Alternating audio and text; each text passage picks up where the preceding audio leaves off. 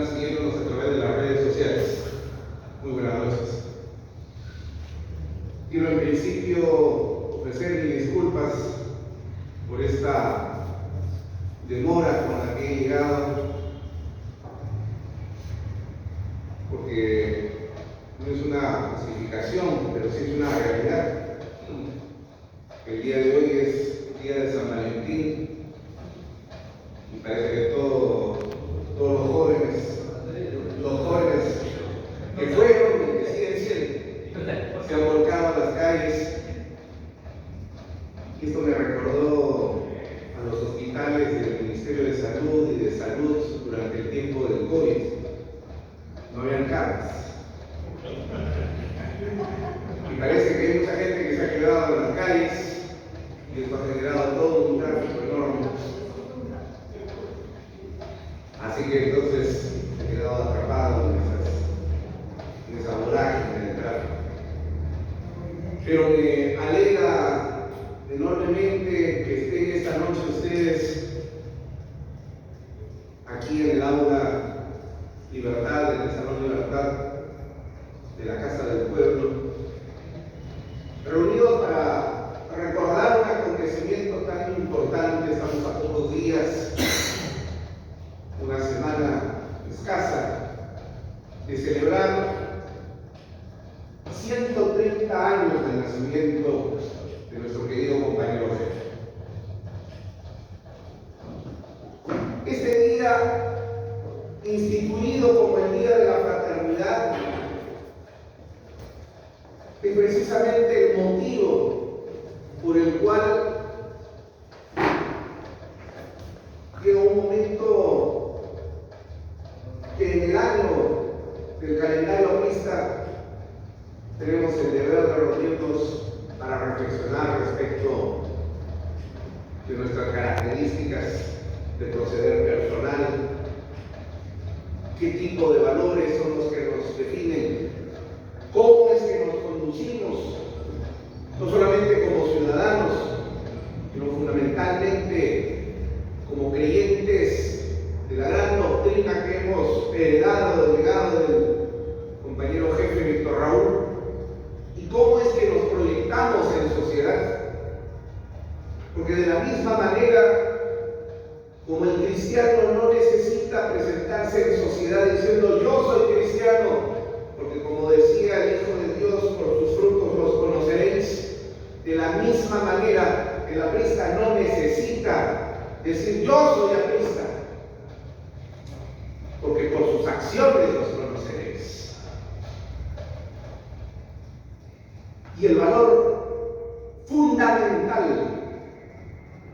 que se constituye no solamente en la piedra angular, sino además en el eje central en el cual giran todos los valores que rigen nuestra vida, es precisamente el valor de la fraternidad. Ese cemento articulador que permite que nos encontremos en una fraternidad familiar donde entendemos que el partido es precisamente nuestra familia. Y lo demostramos con nuestra presencia el día de hoy, tanto aquí de manera personal como también de manera virtual quienes nos están siguiendo a través de las redes sociales. Sobre todo en un día tan complicado como el día de hoy, donde seguramente podríamos estar en otras acciones, pero estamos aquí, encontrándonos en el seno del calor de nuestra familia. Y para mí es un verdadero honor encontrarme con ustedes después de un largo periodo de tiempo, nuevamente aquí en el Aula Libertad, en la Casa del Pueblo, a invitación de nuestro querido compañero Pedro Banda, y encontrar a compañeros tan fraternos que además son mis paisanos, como es el compañero Fernando Calle y el compañero Enrique Melgar, huancaínos de origen, y donde justamente por esa condición huanca precisamente nosotros podemos entender el sentido de lo que significa el caminar y el bregar al estilo de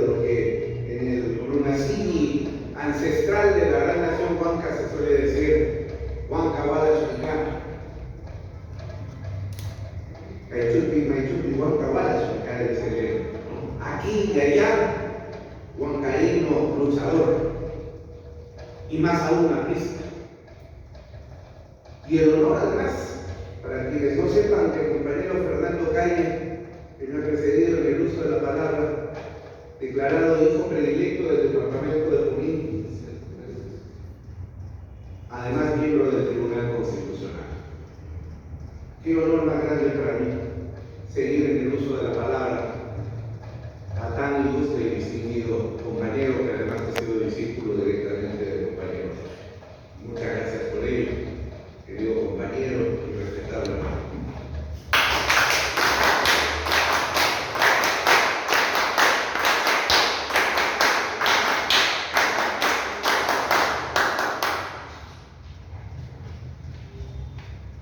Yo también quiero hablar desde el corazón, como ha hablado Fernando, porque el día de hoy es eso a lo que corresponde, dirigirnos a la militancia y también al pueblo desde el corazón, dejar que broten las palabras que lleven sentimientos de amor, porque solamente así podemos encontrar que nuestras palabras premunidas de amor pueden tener sentido y contenido.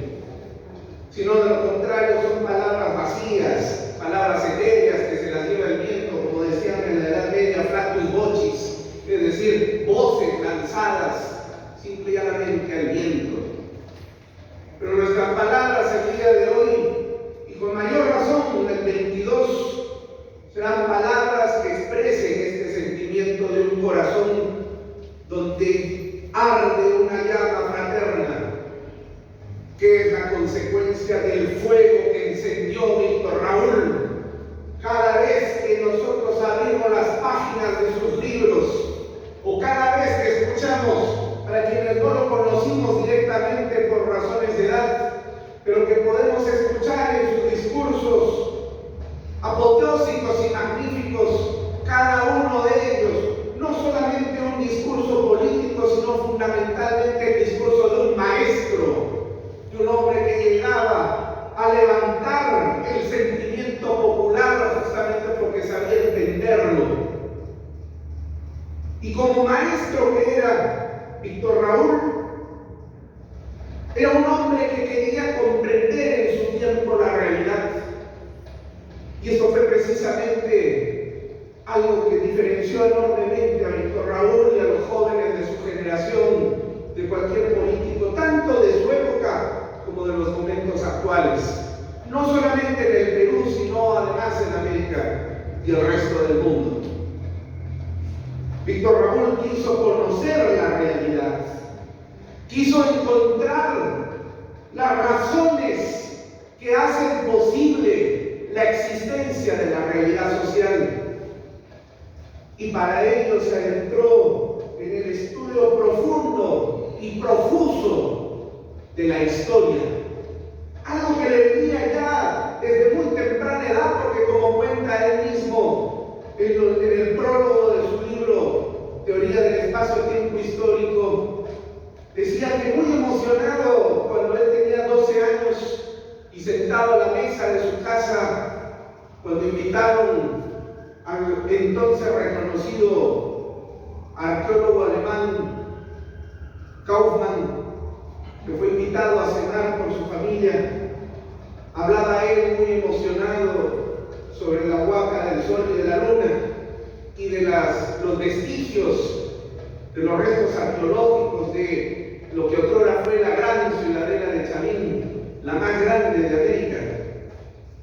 Y entonces Aya, a sus 12 años, se preguntaba: ¿y en qué momento de la historia universal de los libros que he leído en el colegio puede ser incluido todo este enorme legado histórico que nos dejó la cultura moche, charín, mochica, que vivieron entre el año aproximadamente 600 y el 1200 después de Cristo? Considerando el hecho de que esa cultura preinca no había desarrollado todavía la rueda, no había inventado la escritura, y desde el punto de vista de los historiadores europeos, esas características de un pueblo prehistórico. Sin rueda y sin escritura no hay historia, dicen los historiadores. Y sin embargo, entre el 800 y el 1200, ya en Europa habían vivido personajes como el gran Sócrates, Platón, Aristóteles. En el mundo de la lógica se había levantado enormemente el gran Anicio Manlio Severino, conocido por el nombre de Boecio, a quien cuando estudiábamos lógica nos recordábamos con mucha emoción gracias a su cuadro de equivalencias tautológicas. Él vivió en el siglo X. En Europa ya había escritura, y no solamente había escritura, había matemática, había álgebra, había aritmética, había filosofía y lógica. Y aquí a este lado del mundo no había ni rueda ni escritura. Desde ese punto de vista, reflexionaba Aya y decía, entonces siendo este un pueblo prehistórico, debería corresponder a una etapa anterior al año 5000 a.C., pero sin embargo se desarrolló entre los años 800 y 1200 después de Cristo, lo cual obligaría a que ubiquemos a la cultura chavín dentro del desarrollo de la Edad Media. Pero es imposible considerar que el pueblo chavín era un pueblo medieval, por lo ya dicho. Entonces Aya de la Torre empezó a pensar y a reflexionar. Fíjese, tenía 12 años. Si esto es así, entonces no podemos hablar de una historia universal. Porque cuando se habla de historia universal, se habla de una historia global, es decir, una historia que caracteriza a todo el mundo, a todo el planeta. Pero vemos que hay pueblos que tienen historias que han avanzado a velocidades diferentes y distintas. Por lo tanto, no podría haber una historia universal, sino más bien historias particulares. Esa idea, que fue la idea semillera de lo que más tarde sería su magnífica y grandiosa teoría del espacio-tiempo histórico, fue forjada por Aya a los 12 años de edad y quedó en él hasta cuando llegó a cursar sus estudios de Derecho en Trujillo y posteriormente aquí en Lima y San Marcos, donde en su afán de conocer la realidad se encontró en el camino con grandes pensadores como Kant o como Hegel. El primero, el iniciador de lo que se conoce en la historia de la filosofía como el idealismo clásico alemán, que termina en el grandioso pensamiento dialéctico de Hegel, que vivió entre 1770 y 1831. Y mientras Kant enseñaba que la realidad es imposible de conocer, porque en realidad los seres humanos construimos permanentemente la realidad a partir de ciertas características históricas en las que vivimos.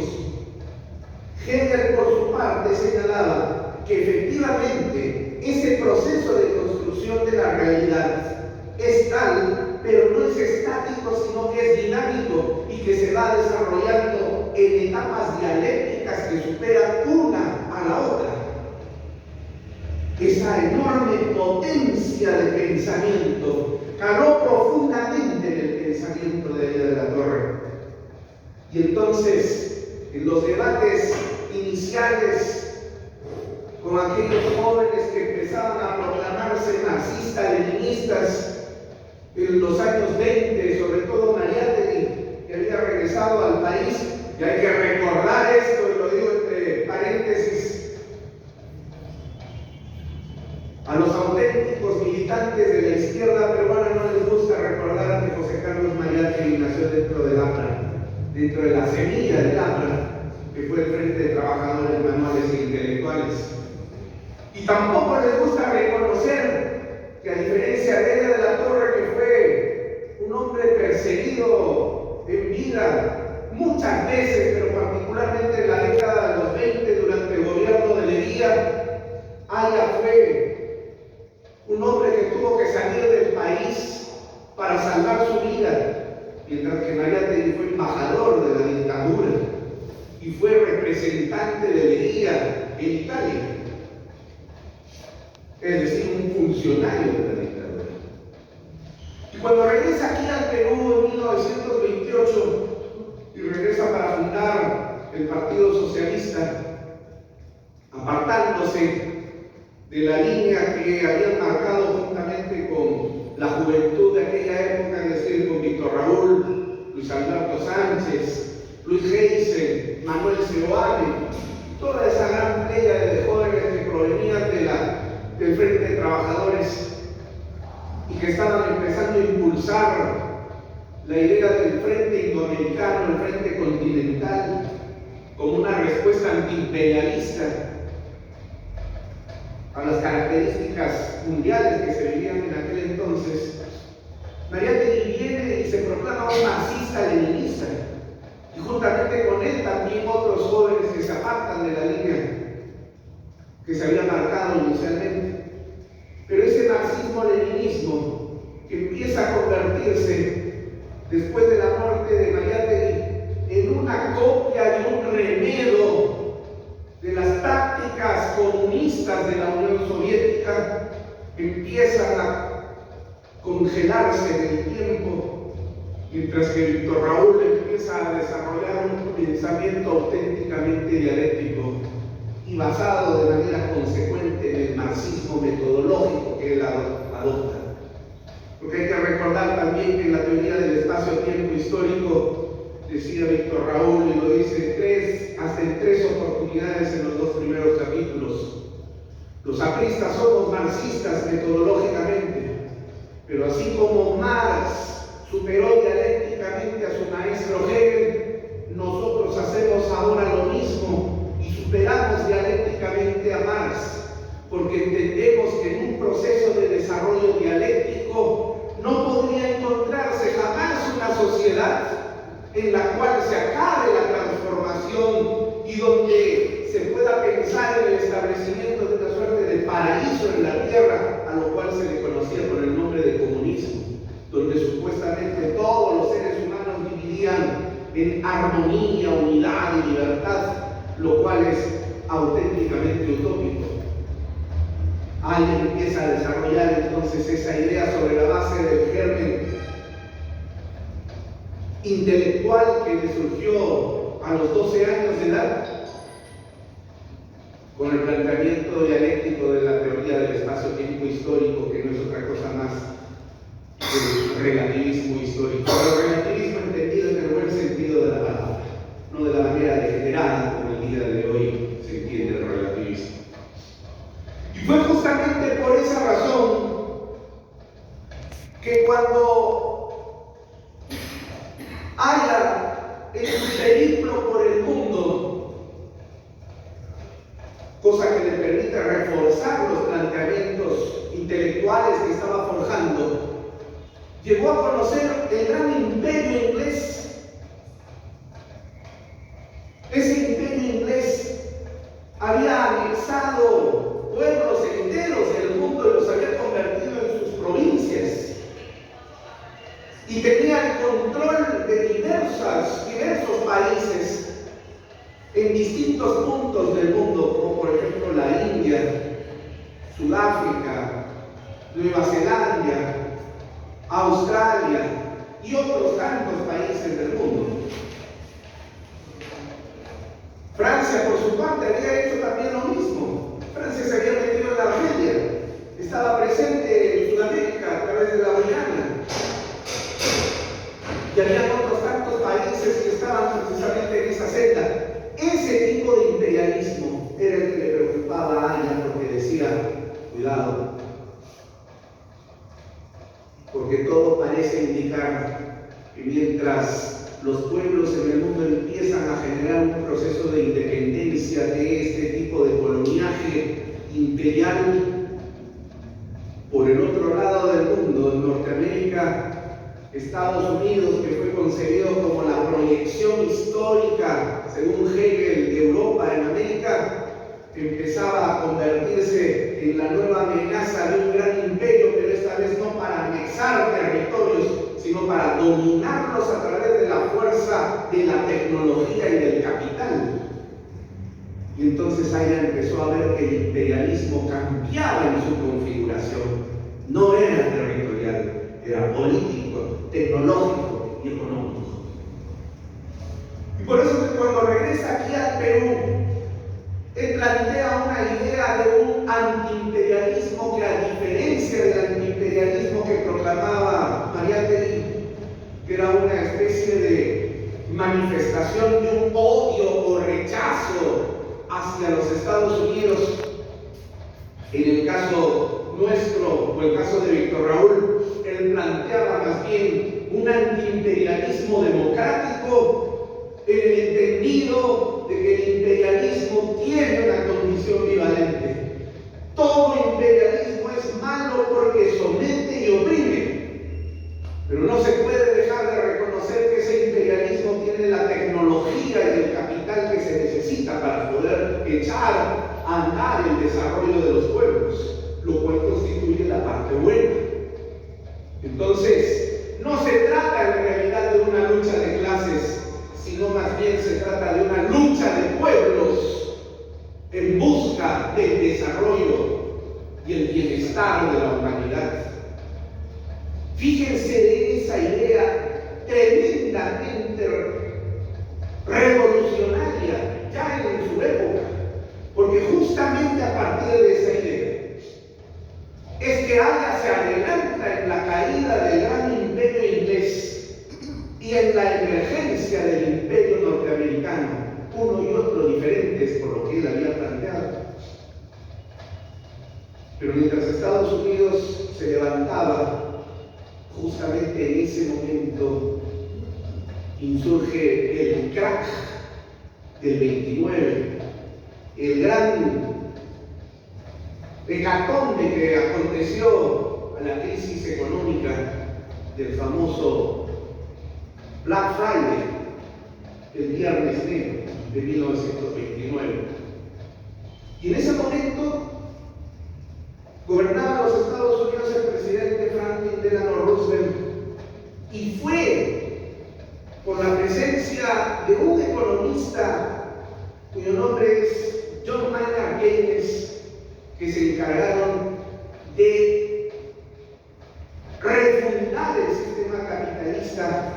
¿En base a qué? 1. Establecimiento de las 8 horas de trabajo. 2. El programa de apoyo social. 3. El impulso de los programas de contratación laboral. 4. Seguridad social.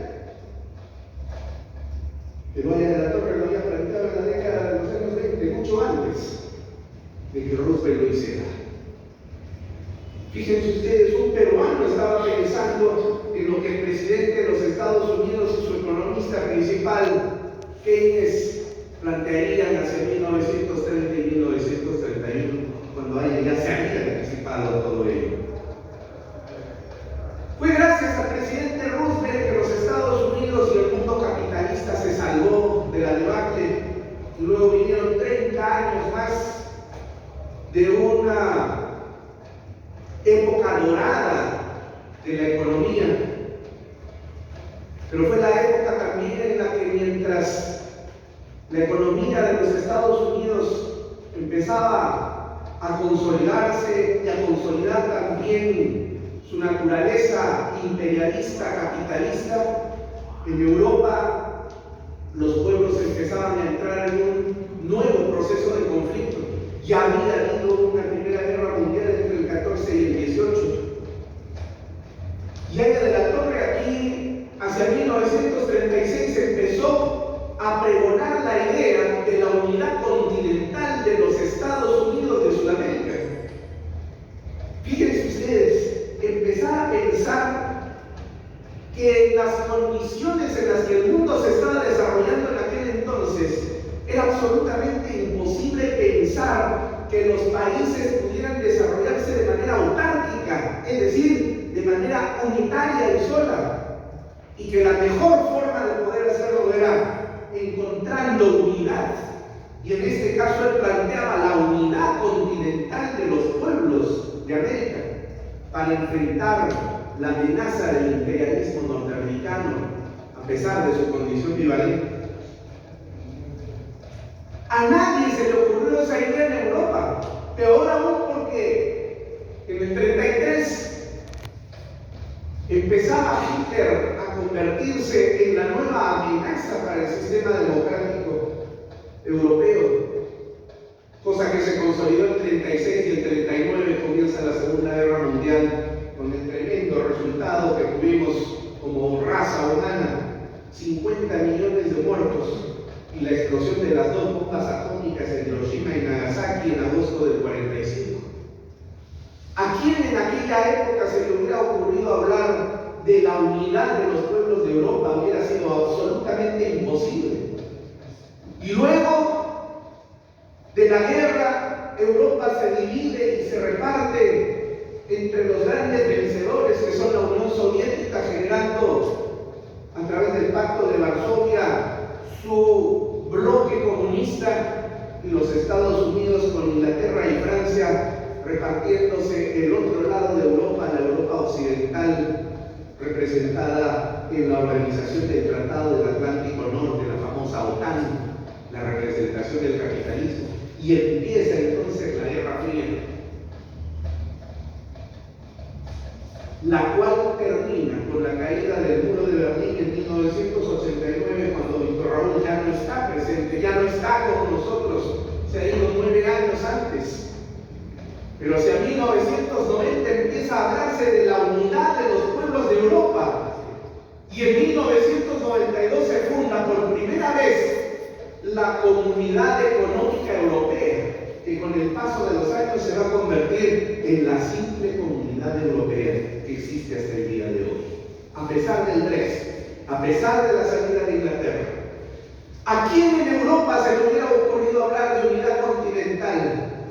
Un peruano ilustre aquí, en la década de los años 30 y 40, hablaba de la unidad continental de los pueblos de América. Y así es como suele acontecer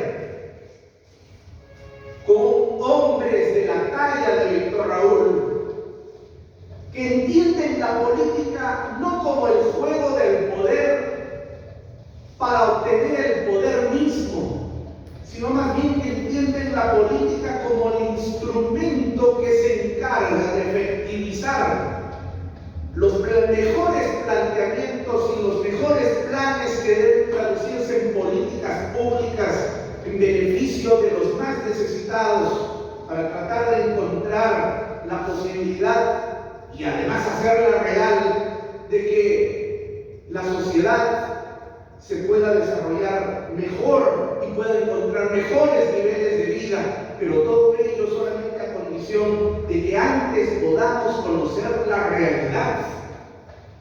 No se puede lograr construir un país con buenas intenciones. Los buenismos no bastan. Se necesita inteligencia, se necesita saber leer la realidad, se necesita conocerla. Y ese conocimiento es lo que conocemos ahora nosotros con el nombre de doctrina, es decir, filosofía. En el caso de nuestro partido está plasmada en la teoría del espacio-tiempo histórico. Aya se adelantó con mucho, porque fue un hombre visionario a muchos acontecimientos en la historia. Hacia 1958, Aya planteó una máxima adicional al plan máximo, que es justamente la fórmula del antiimperialismo democrático: interamericanismo sin imperio. Es decir, la unidad de las dos Américas, pero donde no exista la prevalencia de un país para someter a los otros. Fíjense, esa idea termina convirtiéndose años más tarde, con el presidente Kennedy en la década de los años 60, en el famoso Plan Panamericano, que se convierte en la USAID, esa organización que ahora lamentablemente fue convertida por el Partido Demócrata, tergiversado durante los últimos años en lo que Elon Musk Marx ha denominado una auténtica organización criminal y que se ha encargado de financiar a organismos enemigos de los propios Estados Unidos para desestabilizar a los pueblos y las democracias de los países del mundo.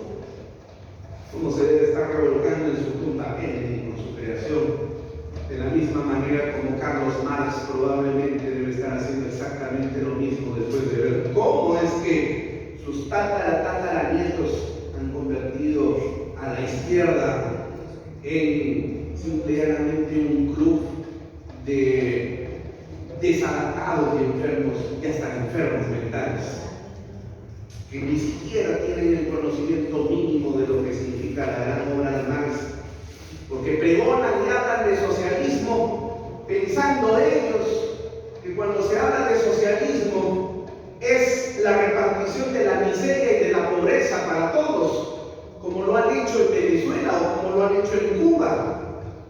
No hay que olvidar ni hay que perder de vista que nosotros los apristas, porque somos herederos del pensamiento de la Torre, somos socialistas, pero somos socialistas auténticos que entendemos que el socialismo solamente puede ser posible, tal como lo explicaba Carlos Marx en la introducción a su contribución a la economía política, en el momento en el que, cuando existe un repujo, es decir, un exceso de riqueza en el sistema capitalista, se genera una contradicción tan grande entre las fuerzas productivas y las relaciones sociales de producción, que ese es el momento en el cual se da el salto cualitativo hacia una sociedad socialista para repartir riqueza, no para repartir pobreza.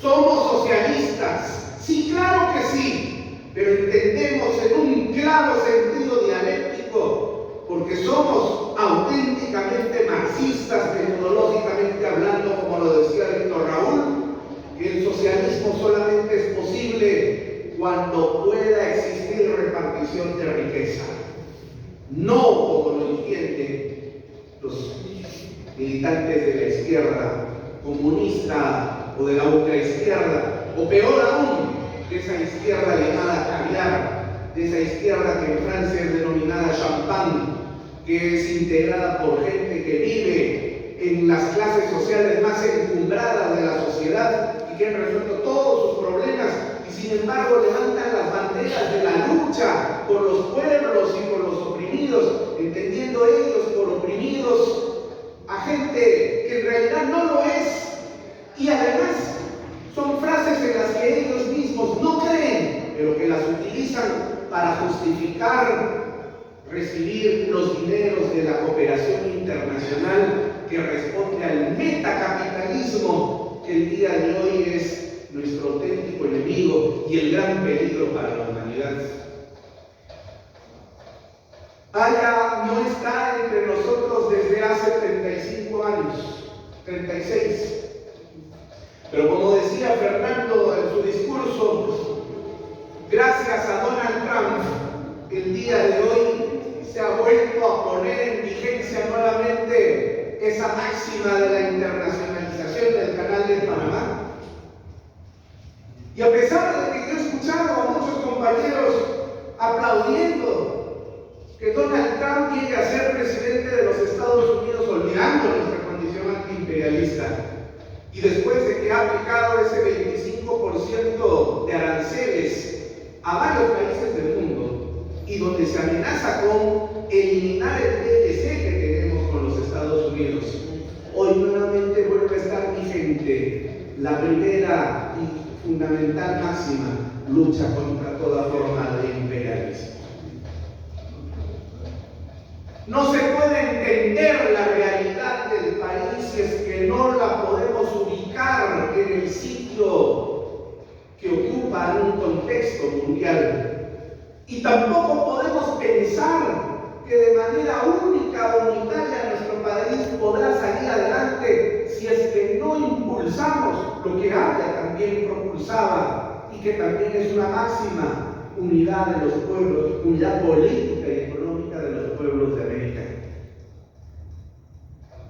Esa máxima que se demanda en vigencia gracias a la situación que se vive en Venezuela, en Cuba, en Nicaragua, es el día de hoy algo sumamente vigente. Ha llegado la hora en la que en un congreso que debe ser convocado por la dirigencia, deberíamos reunirnos en una comisión para poder dialogar y debatir sobre la vigencia del plan máximo y el plan mínimo y la doctrina de Víctor Raúl. Y en lo que tenga que ayornarse dialécticamente siguiendo la metodología del relativismo histórico, tendremos que hacerlo para poder seguir en línea consecuente la doctrina de la crisis. Pero mientras ello sucede, compañeros, y pensando en la forma como se había adelantado a su tiempo, no podemos dejar pasar por alto aquel discurso tan hermoso que pronunció Víctor Raúl cuando cumplió 70 años y dijo que se sentía feliz y complacido de la vida que había llevado, que aunque bastante agitada, sin embargo había hecho él lo que tenía por mandato político, ser un revolucionario a capa cabal.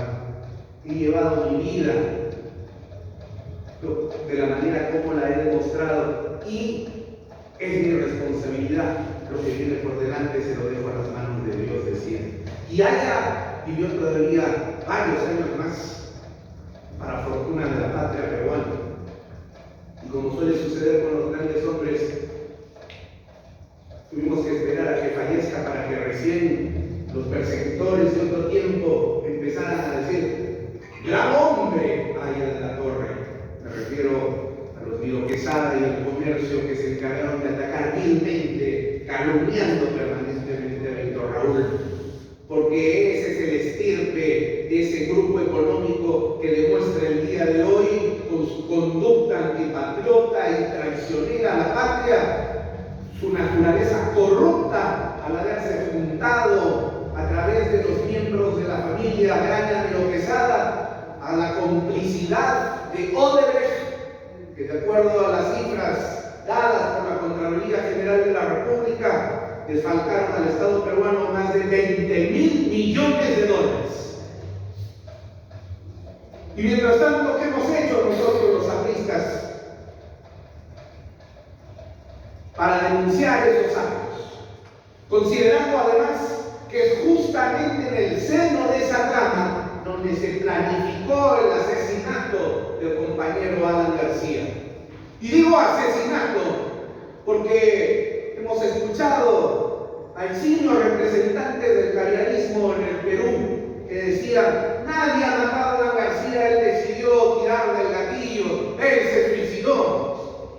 Y hay que responderles y hay que decirles: el suicidio es ejercicio de una decisión en libertad de un ser humano, que puede ser equivocada y puede ser criticable.